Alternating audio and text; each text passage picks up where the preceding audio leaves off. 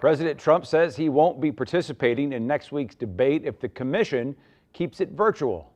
No, I'm not going to waste my time on a virtual debate. That's not what debating's all about. You sit behind a computer and do a debate. It's ridiculous. And then they cut you off whenever they want. This morning, the Commission on Presidential Debates announced the debate will be virtual in light of COVID-19 safety concerns. President Trump responded to the change when he called into Fox Business News this morning and said he feels better than he has in a long time. He says he even wanted to hold a rally last night. But does feeling better mean the president isn't contagious? 5 on Your Side's Tracy Henson spoke with St. Louis-based doctors about this.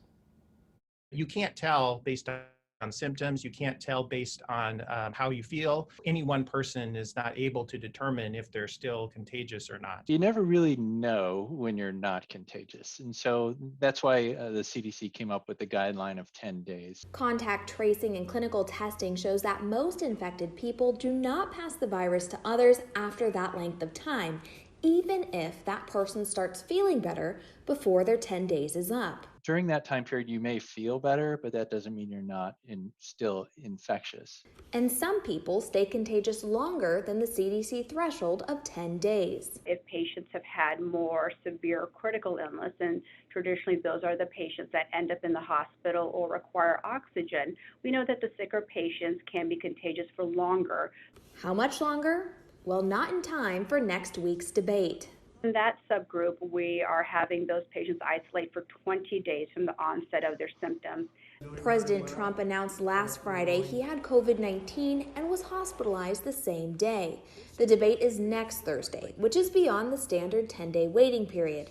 But his case could be considered severe, and thus doctors say 20 days would be a safer time to isolate. If somebody is still in a period where they're shedding live virus that could be contagious, it's really necessary to remain in isolation and not be in spaces with other people, particularly indoor spaces that when they're unmasked. Tracy Henson, 5 on Your Side. And all 3 of those doctors said a virtual debate would be a safer alternative, especially because both President Trump and former Vice President Biden are considered high risk due to their age.